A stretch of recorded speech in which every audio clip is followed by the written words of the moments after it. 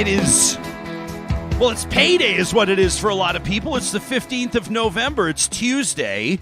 A good morning to you, and thanks for making time for us here on Real Talk. We've got a great episode of the show coming up. We have, Johnny and I have been compiling some of the more compelling emails that we received to the Real Talk inbox, talk@ryanjesperson.com, and a whole bunch of you have been writing in about a couple of different things, including one from Jennifer.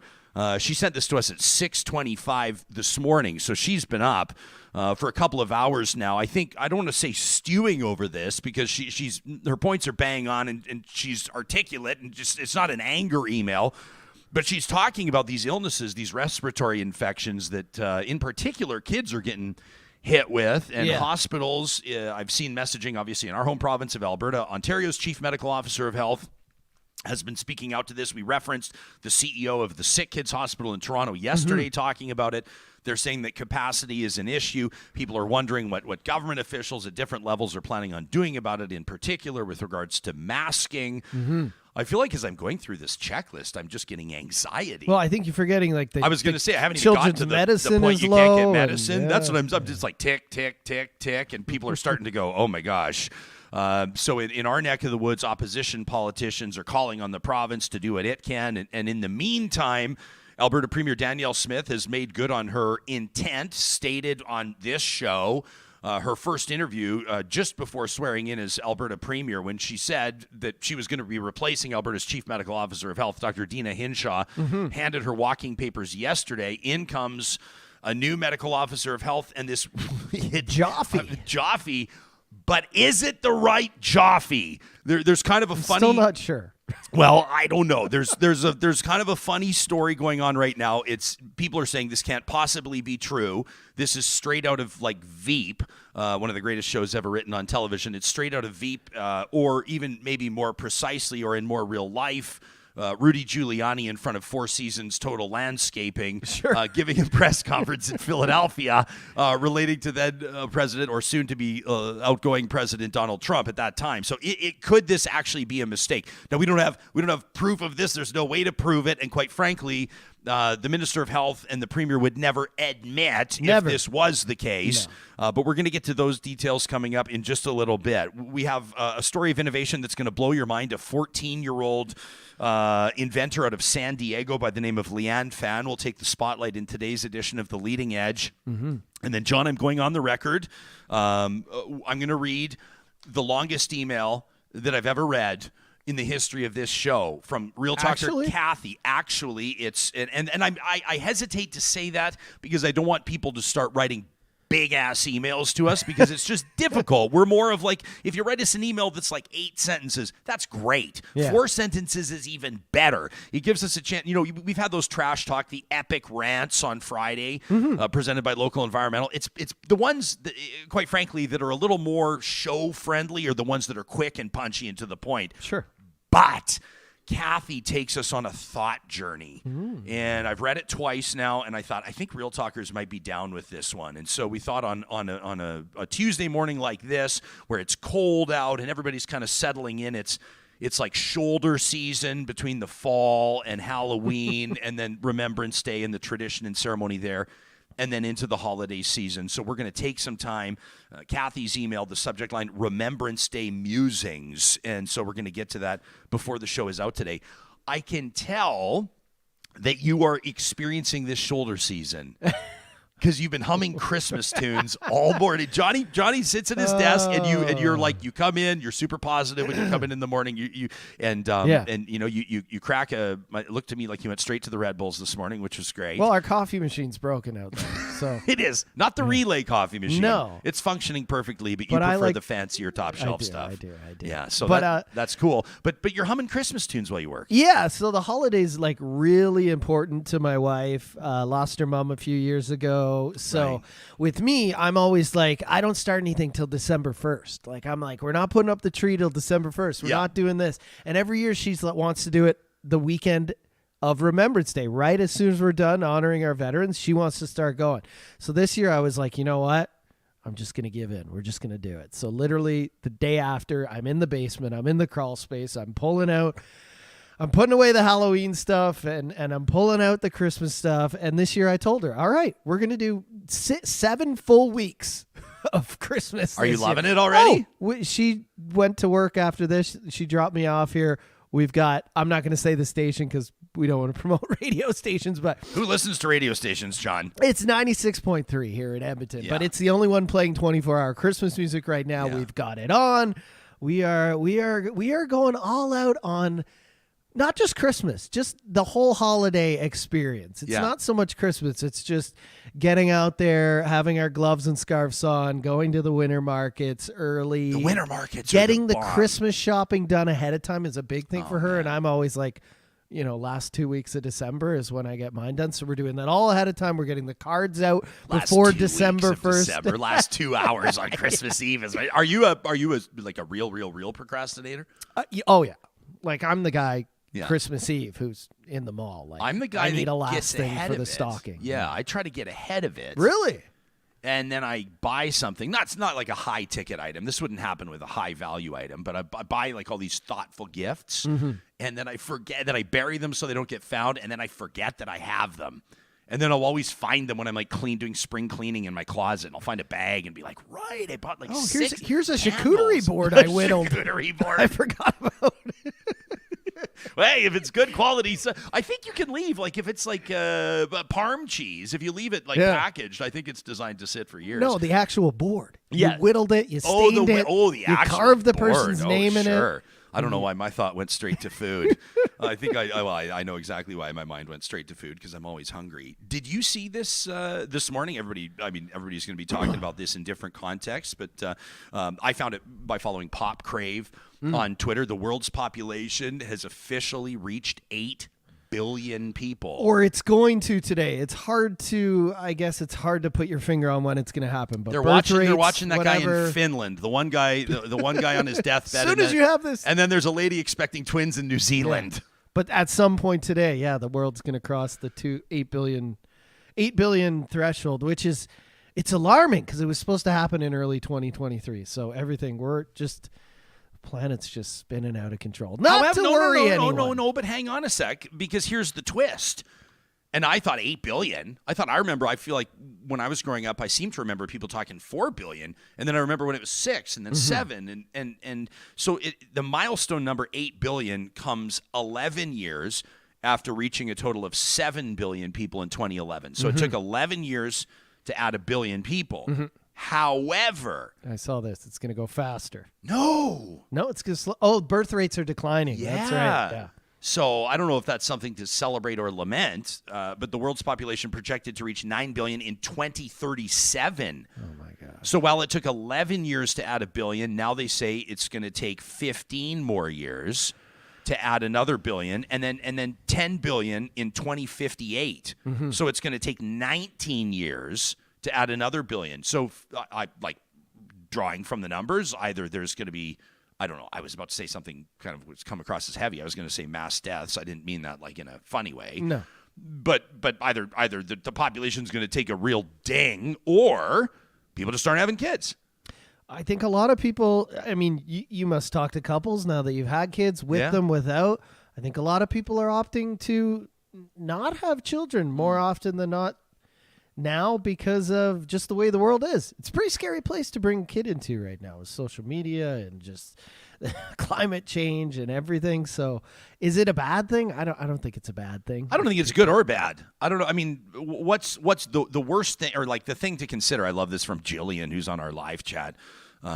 Which is great because Jillian's a school teacher. We love when she's able to join us, one of our regulars. The reason why Jillian's name is sticking in my mind, we get to meet her. Did you know this on Friday? She's coming to the studio to pick up her Real Talk Studio mug. She was the winner of the Real Talk Email of the Month. There you go. For the month of October. And so Jillian's coming to pick up her mug, which I'm excited about. But she says, there's too many people on the planet. Maybe we need a pandemic. Good thinking, Jillian. But what's the number one concern? It's not rush hour traffic. It's that the planet's resources and sustainability is the issue. Of course. Water, food, wars over territory and land. I think climate change, right? water, and food insecurity is probably the top three. Those are things probably the everyone top ones, right? Thinks about, I mean, and I'm sure that there are things And that water are and escaping us. There are probably economic implications that would have serious ramifications for a lot of people. But water and food insecurity go together because you need water to grow plants. And I feel like, I don't know. I feel like there's going to be a water war in the future because I feel People like have said that water's the new oil. That's going to be like gold in the oil in the future. Water is the new oil. Coca-Cola running the planet. Yeah, and Dasani. sponsoring COP27. I appreciated that comment from Catherine Hayhoe yesterday. If you missed it, like one of the most renowned climate scientists and one of the most respected in the world. Amazing for sure. interview.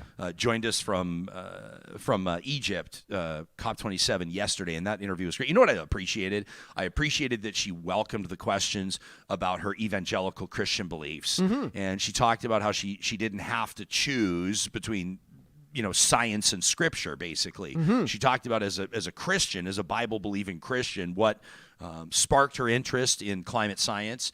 And what did she say? She wanted to be an astrophysicist. Yeah. And then to finish her bachelor's degree, I think it was. Before then she I went just downgraded to climate scientist. She like, what? I love these people that are like, I was going to be a neurosurgeon, then I decided to be a cardiac, specialist. And you're like, oh wow. I was like, looking at my career options. I was like, well, I'm going to try to stay out of jail. And but anyway, but talking about what fuels her or informs her perspective and what fuels her efforts and her advocacy, and it was just a really great. A great one. And then, of course, yesterday's Positive Reflections presented by Kubi, the story of the beaver, the humble yet mighty beaver, and how its researchers out of Stanford University, conducting their research in collaboration with scientists in Colorado, have determined that beavers are actually like helping save the watershed and saving riparian zones. These zones, like, basically this is like, for a civilian, a non-scientist friends trying to explain this, riparian zones are like basically where the water ends up until where kind of it's that middle ground, know it, coming right out of the stream, coming right out of the river, really sensitive habitat. And beavers are actually, in a way, using that soil as they back up, using their dams to filter the water, remove nitrates. Fascinating Nature's stuff. Brita is what we were calling Amazing. it yesterday. So there's a real talker yesterday that, and I wish I could remember who it was. My apologies to you, but I noticed it on the chat right as we signed off. Someone, a cattle rancher, was saying that someone came onto their land and shot the beavers, several years ago, and they said that when they experienced drought conditions, they had a tougher time feeding their livestock because they didn't have the water supply that they had typically had. Yeah. I also want to be careful how I say this, but I also understand why people shoot beavers. Like, just to be honest, if the show's called Real Talk, you talk to, I'm serious, people that work in livestock agriculture also, there's a lot of people whose land gets destroyed by those little fellas.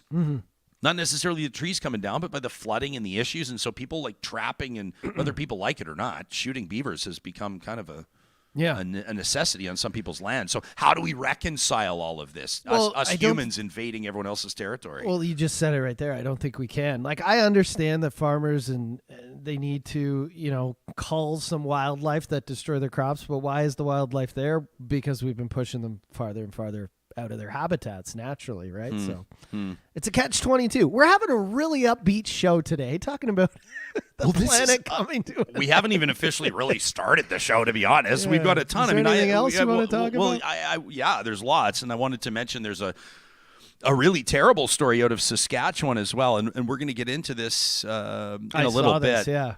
Real Talkers, regulars will probably remember back on August 10th, we talked to a couple of former students of a school that's now called Legacy Christian Academy. This was called Christian Center Academy for many years, and the students that had, just the day that they spoke to us, launched a $25 million class action lawsuit alleging years of abuse at that school.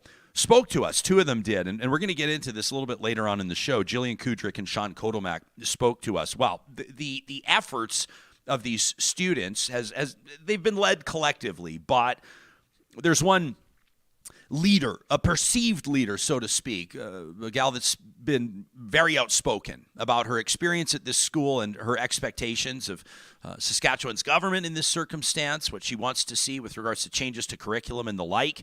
Caitlin Erickson is her name, and Caitlin has experienced something horrific. that we're going to get into. Her, but to cut to the chase, her house was just burned down.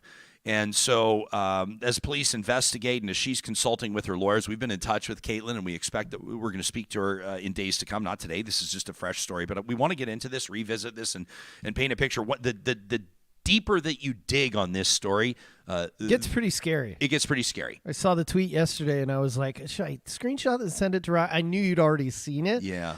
But, yeah, 'cause of course, the house got vandalized. And then a fire, and I was like, "Does this have to do with the I don't think. Well, the tell picture's me. Not 100% clear yet. Yeah, but I mean, so you are a prominent individual speaking out against structural and organizational dysfunction and abuse.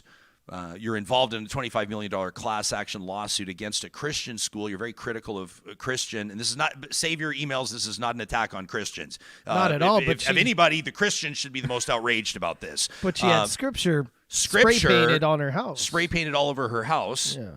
Okay, so vandals spray paint scripture all over her house. She moves the kids out. She's got 8 kids.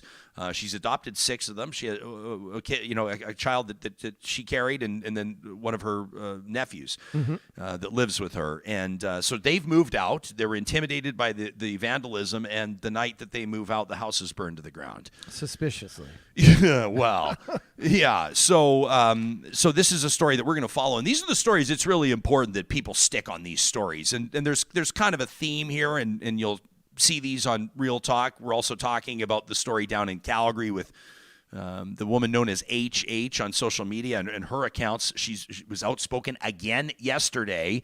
The allegations around an incident that City Councillor Sean Chu wound up in real hot water around when he was a Calgary police officer, although many are arguing the water wasn't quite hot enough. And Calgary City Council is going to be debating this week, I believe it's today as a matter of fact, whether or not he should have his deputy mayor role rescinded. I mean, it just feels almost even ludicrous to be, but they've got to go through the process. Yeah. And Chu speaks out yesterday, or at least a member of his team, someone from his social media accounts, saying, this woman has been circulating, and one of the things that he said was factual. He says she's circulating like a police report. And I'm not a lawyer, and I'm not going to get into the weeds on this one because I don't know what I'm talking about. But he's basically saying, like, these weren't the findings of a court. These are allegations that she's sharing, right? And so that's the position that he's taking. I mean, this guy is, I don't have to tell you, clinging to his position as a Calgary City Councillor. But what invokes the word scary, or what makes that fit, are the allegations that HH has been making. Dwayne Bratt talked to us about it. Dr. Bratt, the political scientist, last week. You can check out the interview. A lot of people did. She's been talking to him personally. She's been providing evidence to his satisfaction that proves, at least to the extent that he's going on the record, her allegations are correct, of years of intimidation, of harassment, of bullying.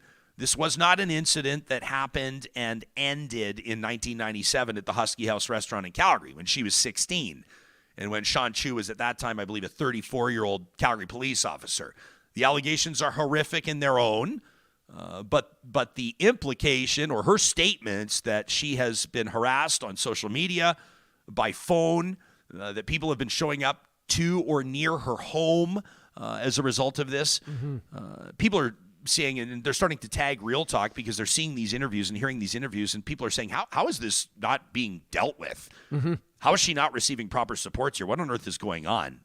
We'll do the interviews, and we're going to be talking about stories that matter. It's the public that will demand accountability on this. 100%. And to a certain degree, Calgary City Council looks like they're going to do something about it.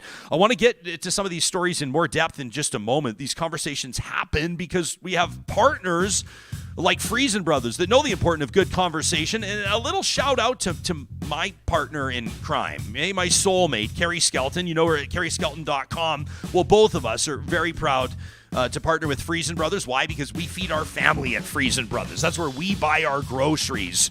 And Carrie just today, just about an hour ago, has posted at carrieskelton.com an entire celebration of the Finsen Brothers' famous sourdough starter. You're like, I had a blog post about sourdough? Until you've tried Finsen Brothers sourdough, you don't maybe get what it's all about. But their famous sourdough starter, Charlie, turns 7 on November 17th. And they're throwing a big, huge birthday bash at Friesen Brothers, the 16 of them across the province of Alberta. The iconic sourdough bread recognized this year in Edify magazine as the best baked award in Edmonton.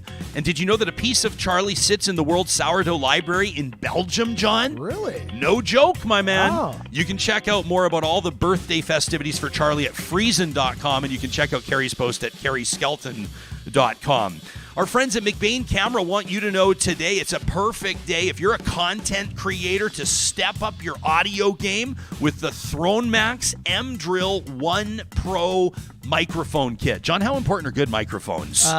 Probably the most important if you got a podcast. I would say so. This mic kit includes everything you need to record quality audio for your podcast, Twitch stream, YouTube video, hey, Zoom interview, your ASMR recording, or whatever. The Throne Max M-Drill 1 Pro kit is only $139.99 right now at McBain for Black Friday. That's an incredible price. 24-hour delivery available within Edmonton. In-store pickup available at all 6 locations. You can visit McBainCamera.com today to see a full list of Black Friday deals that are available right now. You don't have to wait for Black Friday itself. McBain, create to inspire. Hey, speaking of where and how our family eats, our friends at Grand Dog Essentials Quality Raw Food have something they wanted you to know about. They've got a couple of updates at granddog.ca. If you know the health and overall life benefits of feeding your pet, your dog and cat quality raw food. Number 1, their Doggy Moggy Chicken Blend is on sale right now for the month of November. It's about $20 off. It's one of their best sales. 20% off, no discount code required. And of course, the second one, they've got the Doggy Moggy Beef Chicken, the blend. Oh, man. Feeding a variety of proteins really ideal when you're feeding your pets. Like, more protein options provide an array of nutrients, and that's part of creating balance on a raw food diet. You can read all about it in their blog. And don't forget, of course, you can order your delivery. That's what we do. It's right to our door on a schedule that fits our lifestyle. granddog.ca. They'll deliver right to your door in Alberta. You know, Edmonton, Calgary, Central Alberta. Promo code RealTalk knocks 10% off your first-time order from Grand Dog Essentials Quality Raw Food. Doggy Moggy. Isn't that a great name? I love it. Great family business there, Grand Dog Essentials. I would like to sit in on the meetings where they're naming the products, like Doggy Moggy. Who came up? There's got to be a story. How do we get on the board? There's got to be a story to that. Let's ask them. We'd like to step up our relationship. John wants a spot on the board to help name your products. They're like, we're doing fine. Thank you very much. So this is the story yesterday. Alberta's Chief Medical Officer of Health replaced. Dr. Joffe is the new one, stepping in, replacing, of course, Dr. Deena Hinshaw, who everybody came to know through the course of the pandemic. And you know, I mean, why am I hanging up here? I'm pumping Posters, the brakes. they had T-shirts of her. They raised her up and then they brought her down. And then they hung her in effigy. I feel like that happened to every mayor, government official, health official during the pandemic. Can you imagine? We all celebrated them, and then we said, you know what?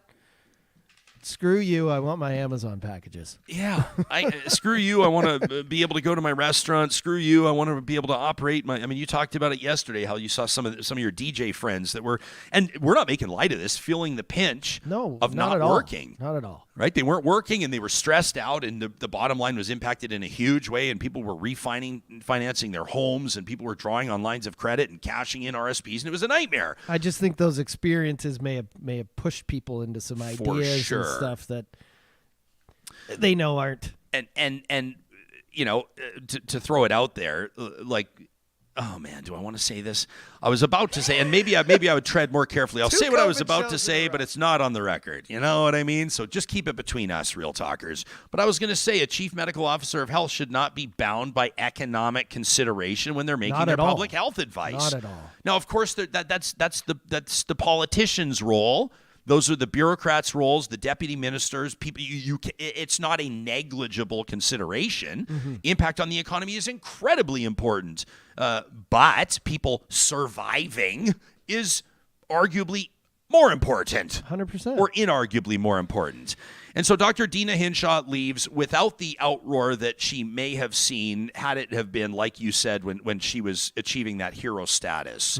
When kids were drawing pictures of her and print shops were releasing the special edition T-shirts. My wife was in love with her. She was Everybody enamored. She was every day. And then, well, she didn't turn on her, but, we all kind of felt the tight squeeze. Yeah, so she's like, oh, I've seen numbers floated around of what her severance looks like. I always hate stories like that anyway. Who cares? But remember, it's probably significant if her severance, and this is speculation and musing, and this is not verified. But I've seen it suggested. A few $100,000. Well, no, $180,000 people are saying was her severance, which, is probably approximately 6 months' wages. Now, keep in mind that Jason Kenney handed her a very controversial bonus of about $250,000 a few months ago. That's and what I was talking flipped about. their lids about that. But, I mean, how many years were shaved off her life from stress? I mean, she, I wouldn't wish that job on anyone. I'm not the person to say, to nickel and dime skilled, educated, top shelf professionals. I think that, if people will say doctors or nurses are the highest paid in Alberta anywhere in Canada, good. Who do you think that attracts? I hope that attracts. I've said that I think we should pay politicians more. I think you want to attract the right people to politics. And right now the way it is, politicians' salary. Now, some of you are going to be watching and saying, we fight it out. Our household income is $42,000. What on earth are you talking about? A city councillor making $100, or an MLA making $140, or MPs making more than that, ministers making $250,000. What are you talking about? They should be paid more. I'm just saying the way it is right now, I think you don't get that middle tier of, I think for a lot of people, either in politics, and I'm really generalizing, they either don't need the money, and so they'll be involved in politics, or you get people that are coming in and kind of they get in and they love that salary and they'll just stay there. Yeah.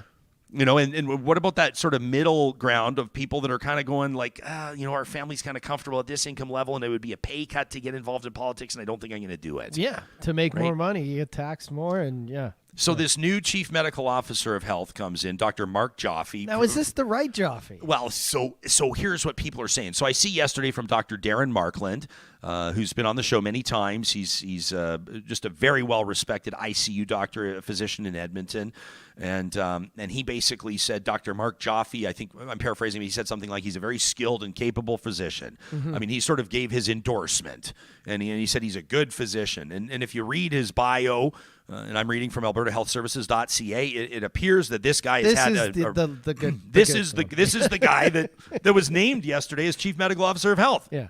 By the way, the Premier noting yesterday, or at least the Premier's office, that he will not be paid an additional stipend to serve in this role. Really? So he stays on at his salary that he was already earning with Alberta Health Services, but takes on the... No bump, more responsibility. How many Real Talkers have experienced that in their jobs, right? Congratulations on your new promotion. Oh, how much more do I make? Oh, you get to keep your job, right? Anyway, so Dr. Mark Joffe has been serving as VP and Medical Director for Cancer Care Alberta. And he's been managing strategic and operational leadership for high-quality, patient-focused, integrated, sustainable healthcare, yada, yada, yada. Lifelong passion and interest in the prevention of infectious diseases. That sounds good, right? Nice. He's been with Capital Health, now Alberta Health Services, for more than 25 years. Okay, that's good, right? He joined the executive leadership team 5 years ago. Okay, yeah, he's done a lot. And, out of Calgary, earned his doctorate down there at U of C, a specialist in internal medicine, twice nominated for a President's Excellence Award with Alberta Health Services. He's been recognized with a Certificate of Meritorious Service, the College of Physicians and Surgeons of Alberta, and has garnered many honors over his extensive career. People are going, why are you going on about this? Why? Because it makes sense that he would be hired as the Chief Medical Officer of Health, period. Except this Premier is refusing to consider returning schools to mask mandates. She's been on the record when we were radio colleagues together, suggesting that there were alternative therapies for COVID that should be investigated, like ivermectin, the horse medication. She quoted in this studio, sitting 3 feet from me in that chair, referenced the Great Barrington Declaration, which is... and she and I said, I just was keeping the interview moving. I just said to her, I said, you and I are definitely going to disagree on that one. The Great Barrington Declaration has been debunked numerous times by people all around the world. So it does not make sense I mean, it makes sense that Dr. Mark Joffe would be named the Chief Medical Officer of Health under other premiers, but not under Danielle Smith, right? People can't really wrap their minds around it. Now, enter this twist. There's a doctor by the name of Dr. Ari Joffe. Dr. Ari Joffe, the other Dr. Joffe in Alberta, and maybe there's more. Turns out these two apparently are cousins or related in some way, that has spoken, that has been critical of mask mandates, that has referenced some of the statistics showing that COVID, and in particular COVID deaths, were disproportionately impacting the frail and elderly, the medically vulnerable. There was talk about herd immunity. There was talk about relaxing restrictions. He didn't like the cookie cutter approach. I mean, you can see it all online. I mean, you can Google it yourself. Just search Dr. Ari Joffe. CanadaStrongandFree.network. And they're related. Well, I mean, apparently that's what I've read. I don't know the family personally. But like if you read his bio online, I just read Dr. Mark's bio. What about Dr. Ari Joffe's bio? If you're stating this in your bio, Ari has never been involved in politics and has no predetermined stance on any political issue. That's a very interesting thing for a physician to have in their bio. His practice has been to follow the evidence to wherever the argument leads. This has made him concerned about the current approach to managing the SARS-CoV-2 pandemic and has led him to consider alternative approaches that can have a better cost-benefit balance. Doesn't that sound more like the Chief Medical Officer of Health that Danielle Smith would hire based on the entire campaign that she ran 100%. to become the leader of the United Conservatives and Alberta's next premier? So is the thinking here that she really did hire the wrong person? Nobody would admit it. Nobody would admit it. Andrew Leach, he's been on this show. You know Andrew Leach, obviously, the economist and the lawyer now. Although he'll say, I haven't been called to the bar. I think he hasn't. We need to update. We need to get in touch with Leach. We need to talk to him again. He tweets from his account at Andrew_Leach. Is there a chance that the Alberta government appointed the wrong Dr. Joffe? They appointed Dr. Joffe, the Alberta Health Services exec, not Dr. Joffe, the COVID contrarian who had advised Danielle Smith previously. Citing a report in the Calgary Herald and the Post media papers, Smith has promised major changes to how public health is handled in Alberta. She has announced that Dr. Deena Hinshaw, the Chief Medical Officer of Health, would soon be moved out of that job and replaced by a team of advisors reporting to her. She also reaffirmed her takes. This is through the UCP leadership camp. This wasn't 5 years ago. She reaffirmed she takes her COVID-19 response cues from documents like the Great Barrington Declaration, the advice of Edmonton pediatric care and infectious disease specialist Dr. Ari Joffe, and the experience of jurisdictions like Sweden, Florida, and South Dakota. It goes on to write, by the way, what the former Chief Medical Officer of Health, Dr. Deena Hinshaw, thought about the Great Barrington Declaration, quote, scientifically flawed and logistically unworkable. Her views echoed other academics in the World Health Organization. A member of our Real Talk editorial board, Corey Hogan, one of the strategists, if you didn't watch our strategist roundtable presented by Urban Timber, make sure you check it out. Amazing. He says there's no way this is the case, right? That they hired the wrong Dr. Joffe. He says, but if it is, it's very funny. Like Four Seasons Total Landscaping funny. Curb Your Enthusiasm fun. It's Veep funny. Yeah. I just think there's no way that this could possibly be the case, but I just hope that it's the case because I think that it's absolutely hilarious.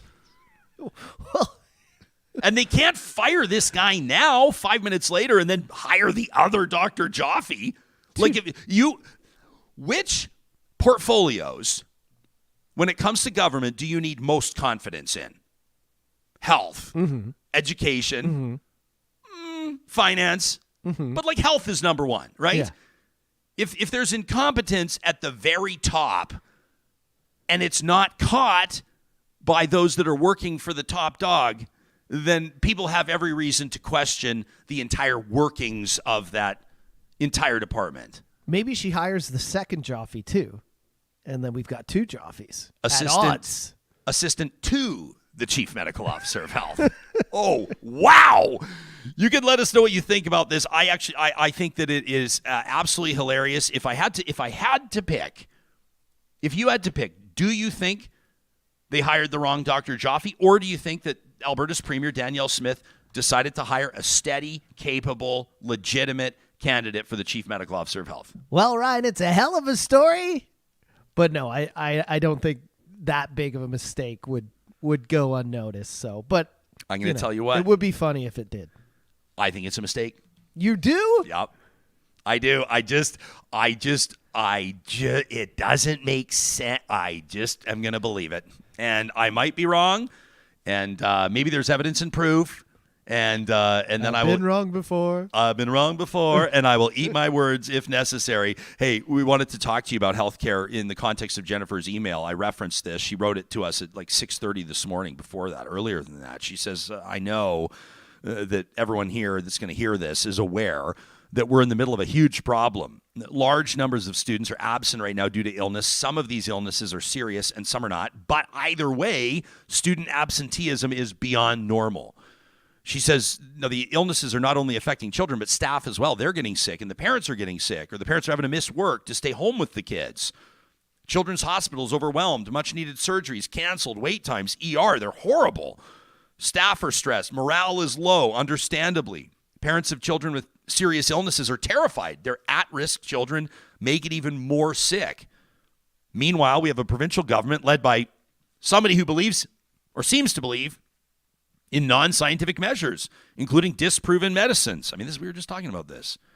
She says someone who has said that mask mandates will not be allowed. What does this tell our kids, our teachers, our healthcare workers, our parents? Here we are in the middle of November, and I kind of feel like everybody feels abandoned. In fact, says Jennifer, I think we have been abandoned.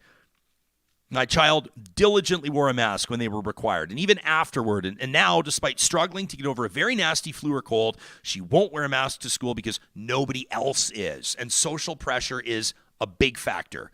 At what point will our leadership show proper leadership? Support the very systems that are crumbling. I call on our Minister of Education, our Minister of Health, to step up and do something. I know, and Jennifer's writing in from Calgary, that the Calgary Board of Education can't do much on its own. And finally, she says, it's been a while since I've had any personalized response from an elected official I've written to.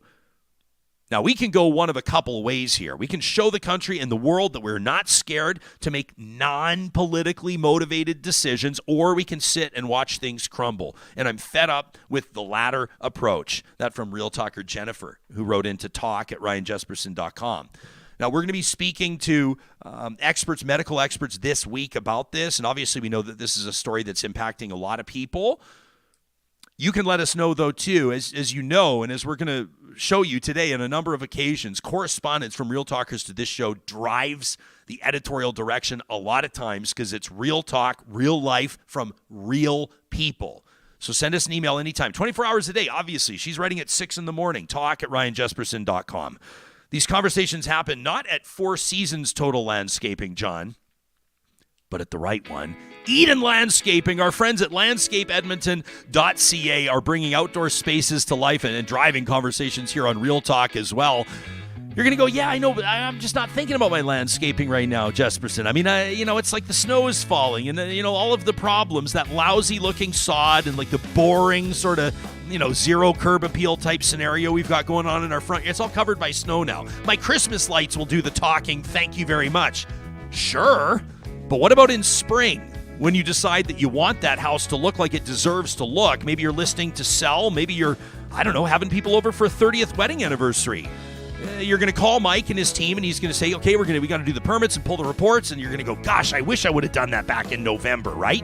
Landscapeedmonton.ca is where you can browse their portfolio and get the ball rolling on your project right now. Our hashtag is powered by our friends at Park Power, your friendly local utilities provider. That's Real Talk RJ. They're driving those conversations and saving Real Talkers money. And we know that that's more relevant to you now, perhaps, than it has been in a long time. Household expenses are on the rise. Why not take literally 2 minutes today at parkpower.ca and compare rates on electricity, natural gas, and internet. We're looking to get this entire audience subscribed to Park Power. The promo code 2022-Real Talk saves $70 off your first bill, and you get to choose a portion of the revenue that you're handing them. They're handing to nonprofits in their communities. You choose which charity it goes to from the list at parkpower.ca. Once you're signed up at Park Power, it's also a great time to make a move on that sustainability front. Hey, 8 billion people, John, 9 billion, 10 billion. I see how you're tying this in. I think like 10 or 15 years from now, it's going to be standard on new home builds. Just solar is going to be standard on every new home build. I'd love it. Maybe within the next few. Kubi Energy, nobody's doing solar installs like them. How do we know this? Well, they're the only company in Western Canada that's Tesla certified and guarantees that the installers on your roof are going to be journeymen or apprentices. You're not getting anybody up there that doesn't know what they're doing. They're a full-service contractor. They even handle the paperwork. You want to tap into that interest-free loan from the feds, the Canada Greener Homes Grant? Kubi will do all of the application for you. They'll design your project, and you can make sure you get that installed as soon as the snow melts. KubiEnergy.ca is where we want to send you there. Let's talk about this story out of Saskatchewan. This is incredibly troubling stuff, and we've corresponded this morning with Caitlin Erickson, who says she is willing to talk to us, just not right now. She's one of the former students at a school in Saskatchewan. It was known as Christian Center Academy when Caitlin and others attended, now called Legacy Christian Academy. It's still operating, by the way, despite the fact that it's been hit with a $25 million class action lawsuit and plenty of criticism around a history of what is alleged to be abuse at the hands of teachers and administrators. Now, these criminal complaints that have been filed, and this is contemporary reporting that we're referencing. This is reporting in particular by the CBC's Jason Warwick through October and November of this year. This is happening right now as we speak. Dozens of students have filed criminal complaints against various officials following that CBC News investigation, including current Saskatoon City Councillor Randy Donauer, who was one of the officials involved, say the students, in the physical and emotional abuse of students at a local church and school. He's denied and will not address, basically, the specific allegations, but he's denied wrongdoing. So there's that implication there. That's a current city councillor in the city of Saskatoon. These students, including Caitlin, have also spoken out, Warwick reporting this just less than 2 weeks ago, demanding a ban from Saskatchewan's education minister on controversial Christian curriculum. And the education minister says he's considering more oversight, including a curriculum review. We know that conversations around curriculum land very strongly with parents for obvious reasons, with teachers and people involved in education. These students have made some pretty compelling arguments. They've been saying that they were taught using what's called an accelerated Christian education, or ACE curriculum. And this is relevant to taxpayers and folks in Saskatchewan and across the country because it's still being used, this curriculum, in independent schools that are publicly funded, right? And they're saying that basically there was fundamental religious elements in this curriculum that was not scientifically accurate. They say that the children are being cheated out of a proper education when it comes to this curriculum. And so there's been a lot of pressure here, right? Education Minister Dustin Duncan says that he's awaiting results of various investigations before he makes any decisions. The point is, Caitlin Erickson is deeply involved, front-facing, as a recognizable personality in this fight against this former school of hers, a school that's currently operating. And the Minister of Education is feeling pressure. A Saskatoon City Councillor is feeling pressure. And of course, a lot of supporters from that school, quite frankly, are pissed off. Well, cut to this story. This is what's happening right now. And you can see this post from Kate Erickson, who says, friends and family, early Thursday morning, we woke up to some vandalism of scripture verses spray painted on my house, and my security cameras were ripped down. And so I made the decision to stay elsewhere with the kids until RCMP could investigate. Friday late afternoon, so this is what, John, like 5 days ago, the RCMP contacted me, says Kate, to notify me there had been a fire at my house. She says, now my dogs are okay. One's suffering from smoke inhalation. Unfortunately, she says, there are other pets. She's got 8 kids. Their hamster, geckos, snake didn't make it. She says the fire inspector is supposed to be out today to determine the cause. That investigation is ongoing. She says we're in a safe place now. The kiddos are doing well. It's a lot right now to navigate all the details of everything, so I apologize if I don't respond to messages right away. We appreciate her getting back to us. She says, I'm thankful I have a great support system around me. Now, that includes people that have launched a GoFundMe account. It's her sister that launched it, and they're hoping to raise $50,000 to help her out. You can see her family. There's a lot of kids that rely on her. Mm-hmm. She's got her hands full and strikes me as a person with great empathy. They've raised $10,000 already, and this just went up less than 24 hours ago. Her sister Julia says, on November 10th, my sister and her children relocated from their home for safety after the house was vandalized with graffiti of a Bible verse. She talks about the house fire.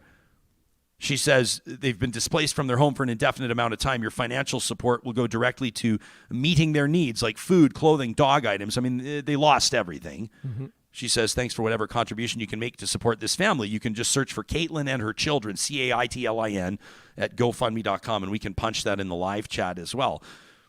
We spoke back on August 10th to 2 students that were involved. As I mentioned earlier, that was the day that they launched that $25 million class action suit. Jillian Kudryk was one of them.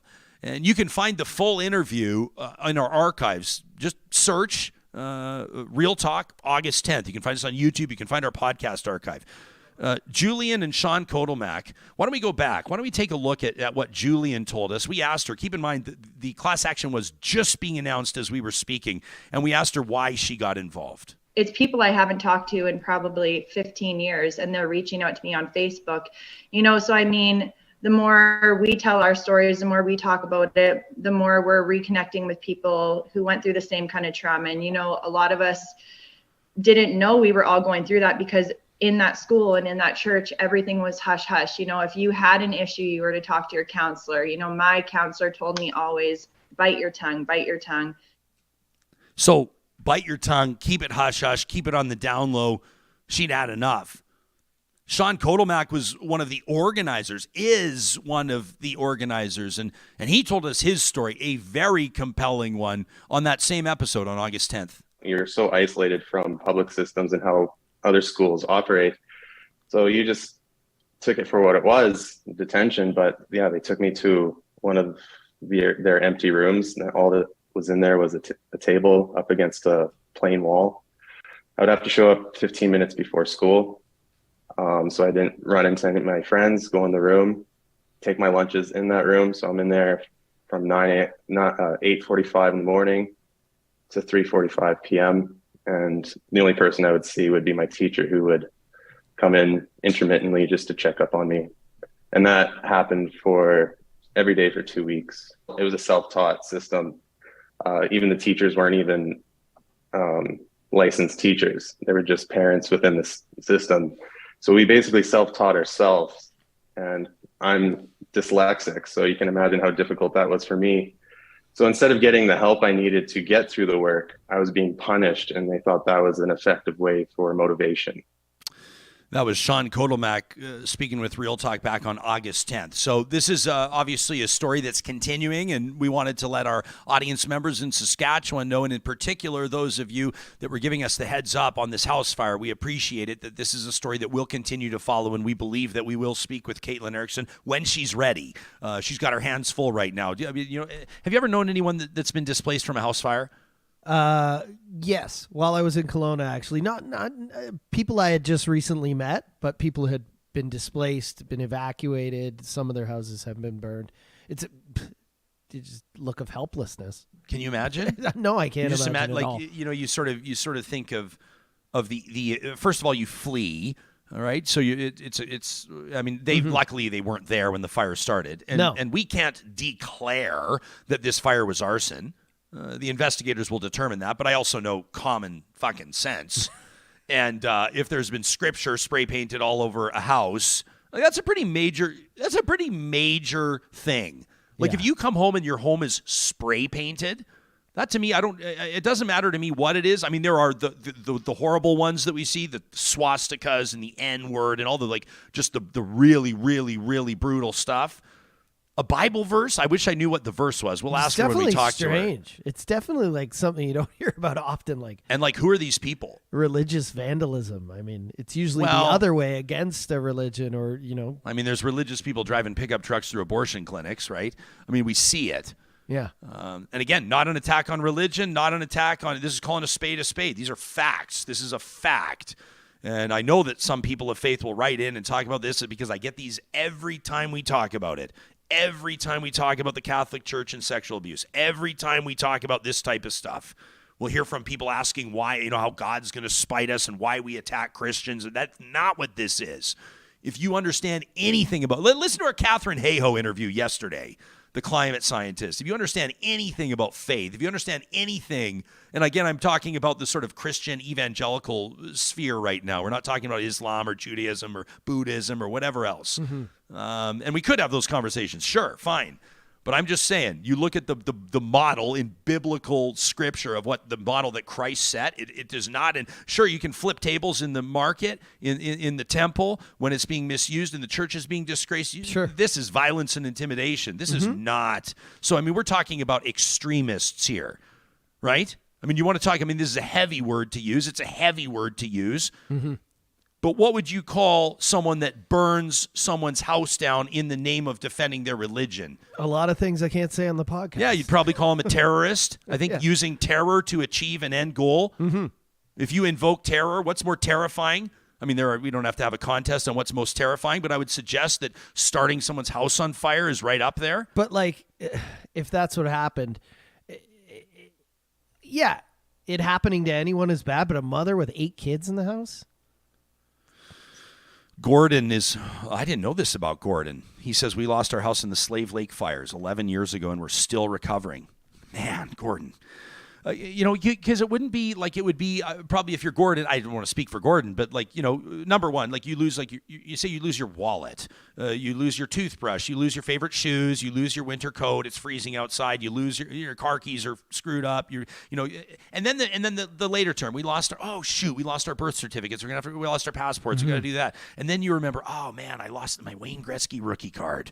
I lost that, right? Or my favorite sweater, or the blanket that Nana that would knitted be the for stuff. me. My wife especially, she's got boxes of stuff in the basement, pictures, just little things can't be replaced. You want to keep forever, and you've been dragging around to every house you've moved to, and those are all gone. I think that would be the most jarring thing to happen. Yeah, Jillian says, I'm furious about this. I feel it too, Jill. Hawes says, I'm curious to know which verse was posted. I want to assess the level of irony. Hawes, so was I when I was reading it. I'm with you. Is it like God is love, or is it like something from Revelation about fire and you know what I mean? I think if it was that, we would have heard about it. But yeah, I was wondering that too when I read it. Yeah.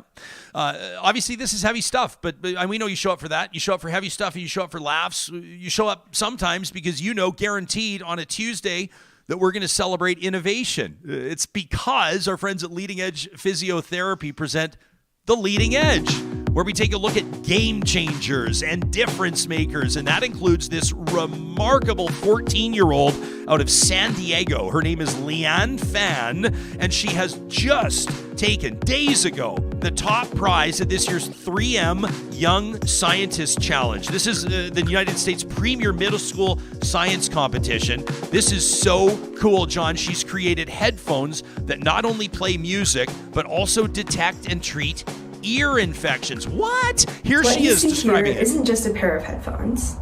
These could potentially prevent up to 60% of hearing loss. Okay, so here's the deal. 700 million cases every year around the world of mid-ear infections, and it really impacts kids. Mm-hmm. But kids are really intimidated when they go see the ear, nose, and throat specialist, or when they go see their doctors. And so Leanne thought, she's 14 years old, if we can design headphones that look cool, that aren't intimidating, and that can play the children's favorite music, that can also assess the status of a potential infection, wouldn't it be a huge medical advancement? Well, the judges agree. And that's why she's just won this incredible award. I mean, the Young Science Challenge, she's 14, John. She's obviously going to see this launch with a $25,000 cash prize, a special destination trip, and, of course, the prestigious title of America's top young scientist. What's she spending the money on? She's patenting the device. I hope she treats herself to something else, too. Absolutely incredible stuff. These Finsen headphones are named after Niels Finsen, the scientist who discovered that ultraviolet light can be used to treat bacterial infection. Because of her innovation, because of her understanding of the gap that needed to be bridged, and because of her incredible ability to turn an idea into a product, Leanne Fan is in the spotlight of this week's edition of The Leading Edge, presented by Leading Edge Physiotherapy. Life shouldn't hurt. I know what you're going to say. Every week it's some. I wish I had a time machine. Go back in time, I'd be a scientist. You know what I'm going to do? My gift to you next week, we're going to choose or select someone for the Leading Edge that's like 93 years old. Yeah. That will remind you that there's still so much time to I make want to our... meet the 80-year-old who came back into the fold and became a scientist There you go. in the golden years of their life. You do hear those stories, though. You hear those stories of like the 65-year-old that went to university or the 75-year-old that went back to get their grad degree. I love those stories, too. Yeah. Well, it just seems to me when I was like 14, what did I care about? Skateboarding? Like, I didn't. These people are like changing the world. It's incredible. Yeah. Dwayne says this teen has a bright future ahead of her. Isn't that the case? I mean, wow. Oh, by the way, she said what she likes to listen to. Do you have any guesses? I mean, how are you going to guess? But any guesses on what her favorite music is? Because she's a big headphone. She's big into headphones. I'll give you a hint. They have a fast food endorsement. No, I don't know. BTS. I was gonna say BTS, but I thought it might be a little, Oh, why? Because she's Asian? Yes. Oh, okay. Yeah. Well, just say it. It's real talk. You can But say you that. know what? BTS is always a solid guess because They're like the biggest group in the world. there's like billions of fans. So Yeah. Did you see Nickelback's going into the Nickelback honored? I saw by the that way? this morning, and I remembered our conversation about the greatest Canadian artist Well, I or don't know. rock band. I think we said most of all popular time. or highest selling. Yeah. We actually never came back to the topic, We but we didn't. did find out that Nickelback is the highest selling rock band Yeah. in Canadian In history. Canadian history, not including, as you pointed out, individual performers. No, that's obviously Drake. Drake, Justin Bieber, people like that. But they're up there with Celine Dion. Yeah. Celine Dion for sure is up there. But in rock bands, people were saying Rush and all these.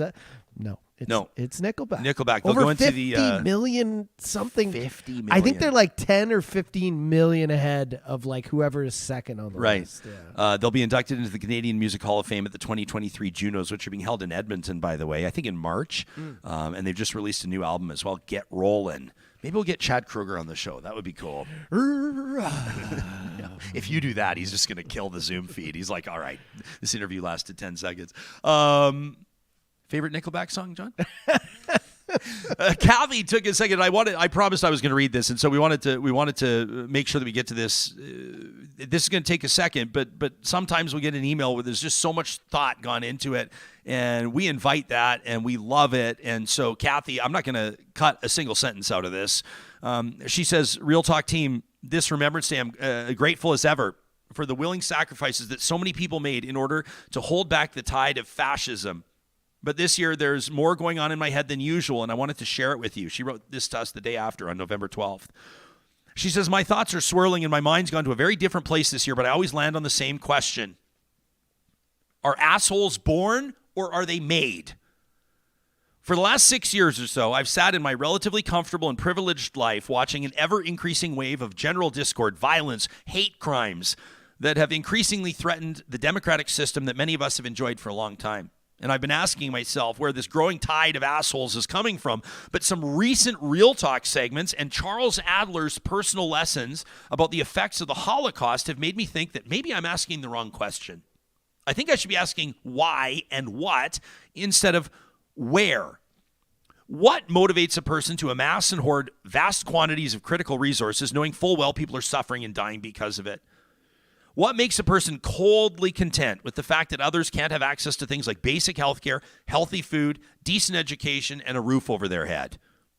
What makes a person want to deliberately lie and mislead and push false narratives with the intent to cause harm?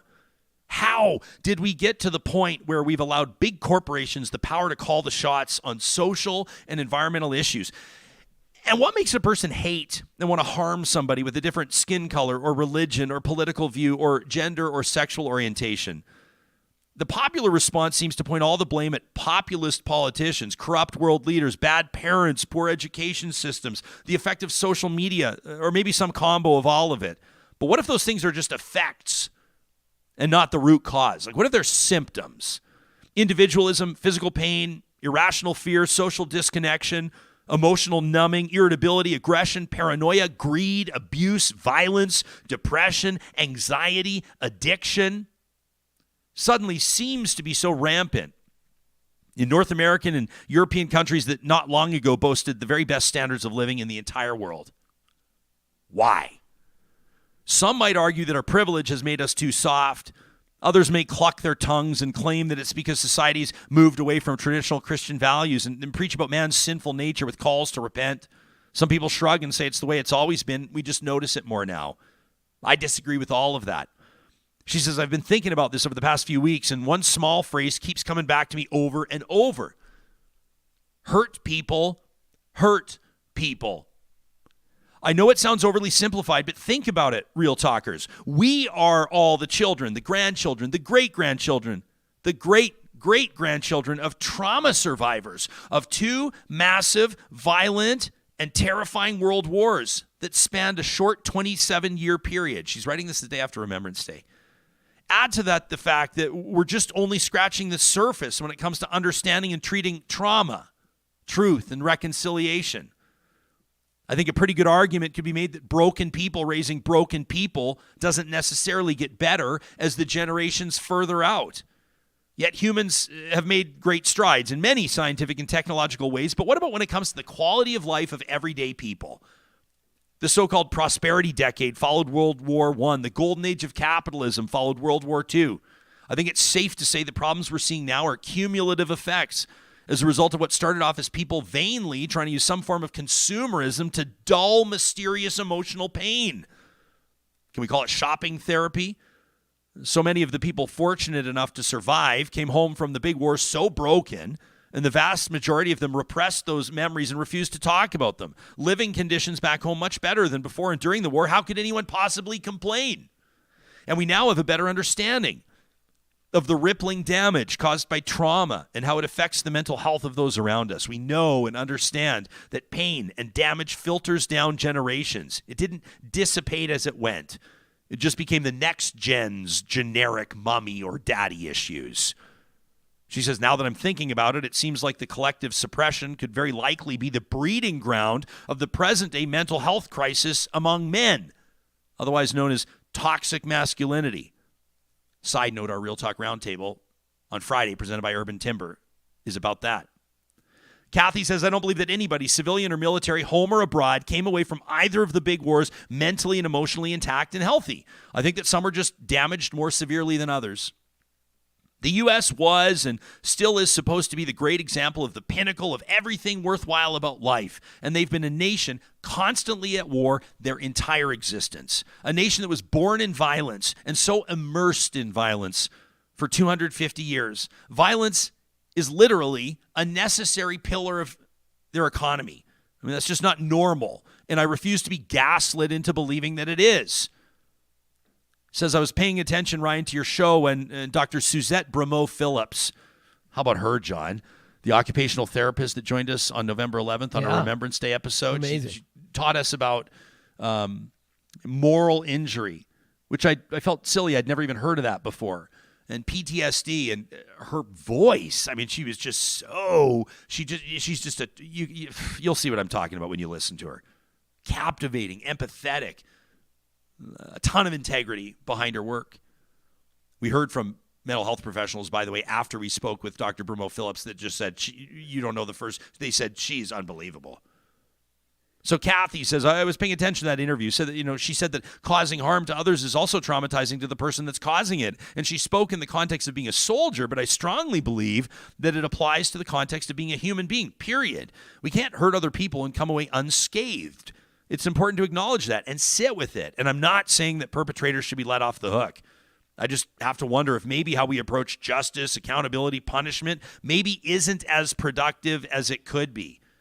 And maybe statistics of reoffense or recidivism support my theory. Maybe, just maybe, she says sarcasm here, Indigenous groups are onto something with their newfangled inmate healing circles. She's being sarcastic.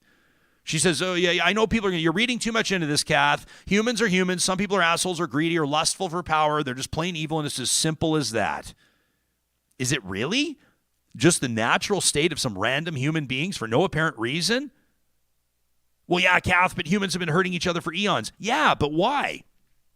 And on such a grand scale and to such degrees that we see here now. But the modern civilization that colonization supposedly brought was supposed to make life better. I refuse, says Kathy, to accept a reality where inflicting harm and suffering has always been, will always be the human experience. And I think that people who do accept that theory are possibly believing the biggest lie ever told. War has been very effective at ingraining an ability to dehumanize others in order to override our natural compassion, and it provides an ability to kill. There are very few natural-born killers, no matter what Hollywood may want you to believe. That conditioning doesn't just go away once wars are over, and I think it explains a growing lack of empathy, or even what we used to consider common courtesy. Like, what the fuck ever happened, says Kathy, to the wave when you let somebody go ahead in traffic? That drives me nuts. She says it also explains the decline of tolerance and the rise in tribalism we see, and why the concept of globalism is an instant and irrational rage trigger to some people. Back in the 60s, the word communism was the same trigger, and it seems to have made a comeback in the last year. She says, now I'm no expert on Indigenous culture, but the more that I learn, understand, and ponder, the more I believe that Indigenous people hold a key, probably the key for the future survival of the human race. Indigenous culture around the globe through history generally approached life with the same wholesome philosophy towards supporting the planet, the community, and restorative justice, with an understanding that the key to survival is a healthy community, the entire community. But somehow Europeans lost that intrinsic knowledge by the time the industrial era rolled around, and instead of mutual respect, learning, collaborating, colonizers were violent and manipulative invaders who were motivated by greed, maybe trauma victims themselves. And look at the state we're in now. People who resent and resist reconciliation have no concept of the necessity of community and are actively pushing us toward our doom. She says, I have a theory on what went wrong there regarding the loss of European connection to Indigenous roots, but it would likely piss off your Christian audience, and I may save it for another day. The long and short of my rant, says Kathy, is that I can't see a future with humans in it unless we can somehow recognize and heal from trauma and return to better ways to live and raise the next generations. My biggest concern, the thought of how bad things probably have to get before enough people realize that what we've been doing for the last how many centuries hasn't been working. And that's probably the most important message that I received from Remembrance Day this year. Now, Ryan, you'll probably think the email's too long and maybe even too far out to read on the air, but that's okay, says Kathy. The writing of it has helped me sort through a lot in my own head, and I appreciate that. From Real Talker Kathy. Unreal. Unreal, Kathy. Thanks for listening to the show. Thanks for taking the time to put those thoughts together. I know that it took way longer to write that than it did for me to read it, and we appreciate when you let us know how you're keeping it real, how our segments are landing with you. I'm going to forward your email with your permission to Dr. Brémault-Phillips so we make sure that she sees it. And, of course, Real Talkers can follow us and let us know. I mean, I already see it right now. Donna says, I don't like the implication of being a Christian. I mean, interesting stuff, right? People are talking. I mean, I think back even to, what was that Jeremy Irons movie? The Mission, wasn't it, back in the day? That's powerful. I need to go back and watch that as a grown-ass man now and then watch it again. But these history, these things that Kathy talks about, she's talking about these multi-generational impacts. Mm-hmm. Fascinating stuff. These conversations happen because sponsors like our friends at the Dairy Queens of Northwest Edmonton and Sherwood Park believe in the importance of Real Talk. They get community, and we celebrate the communities that they're in, which is Palisades, Nemeo, Newcastle, Westmount, and Baseline Road in Sherwood Park. If you go to dqcakes.com right now, you go to locations and you choose one of those 5, And then you can order your DQ cake, any occasion, a happy occasion with a DQ cake. But John, they have special holiday editions. So whether you're celebrating Christmas or Kwanzaa, or whether you're celebrating Hanukkah, or even Festivus for the rest of us, you can get your custom Dairy Queen cake at the Dairy Queens of Northwest Edmonton and Sherwood Park while you're there. Pick up that new treat duo they've got featuring the Score Caramel Brownie Confection, the Cupfection Beautiful Brilliance that'll knock your socks off. We guarantee it. At St. Albert and Sherwood Dodge, they know that right now a lot of you are experiencing a bit of a wake-up call, right? Your vehicle's sliding around once the roads are getting slippery. Is it the tires? Is it the fact that you don't have four-wheel drive? Are you ready to take your safety seriously? Why not check out the four-wheel drive confidence that comes with driving a Jeep? America's most trusted SUV brand since the 1940s, including, of course, the wildly popular Grand Cherokee, and then there's the Dodge Ram 1500 Classic. You can find those specials right now, up to $10,000 total discounts at Sherwood and St. Albert Dodge. You can shop them online via the sponsors tab on our website, or go see them in person. Let them know that Real Talk sent you. Our friends at Local Environmental Services, we've been talking about stories in Alberta and Saskatchewan today. That's where they've been operating a quarter century. Up, and away, their footprint continues to grow as they welcome new communities to their service areas, including Edmonton and area, Whitecourt and area, Regina and area. Those of you out in Sturgeon County know that you're seeing more and more local environmental trucks handling front-load bins, roll-off bins, residential services, industrial and commercial as well. Plus water hauling, vacuum truck, portable toilets, and more. Keep it local. Get a better deal. Deal with the family business at Local Environmental Services. And at Apex Automation, they're putting out a call to the most talented, skilled, motivated, team-playing professional engineers in the country.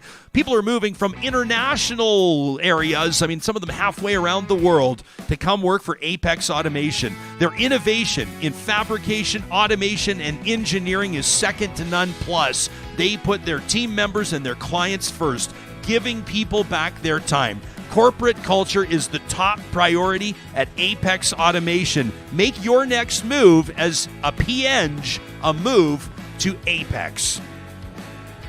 Now, there's a big story that's about to unfold over the next couple of days. You're going to see, if you're paying attention to the news, a big rally that's going to be held in Alberta. They're calling in the big shots, the union executives, the public service folks, to argue and fight and push back against Alberta Premier Danielle Smith's plan to continue on with Jason Kenney's idea, this Alberta police force. Wanted to let you know what's coming up on tomorrow's show as we say goodbye today. Perhaps one of the loudest critics of this is Jennifer Hanley, her worship, the mayor of Nanton, Alberta.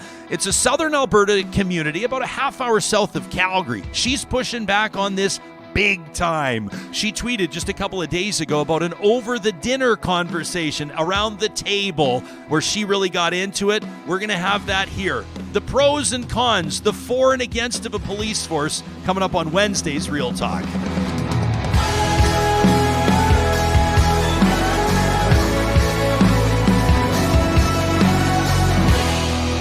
Real Talk is hosted by Ryan Jesperson, executive producer Josh Dunford, technical producer, John Hicks. General Manager, Katie Cook-Chivers. Account Coordinator, Lawrence Derlego. Human Resources, Lena Shepard. Website Design, Mike Johnston. Voiceover by me, Carrie Skelton. Real Talk's editorial board is Supriya Dwivedi, Ahmed Ali, Brandy Morin, Ann Castleman, Corey Hogan, Harman Candola, Catherine O'Neill, and Chris Henderson. Member Emerita, Julie Rohr. Real Talk is recorded in Edmonton, Alberta on Treaty 6 territory, the traditional and ancestral territory of the Cree, Dene, Blackfoot, Saulteaux, and Nakota Sioux, home to the Métis settlements and the Métis Nation of Alberta. Real Talk is a relay project. For more, check out ryanjesperson.com.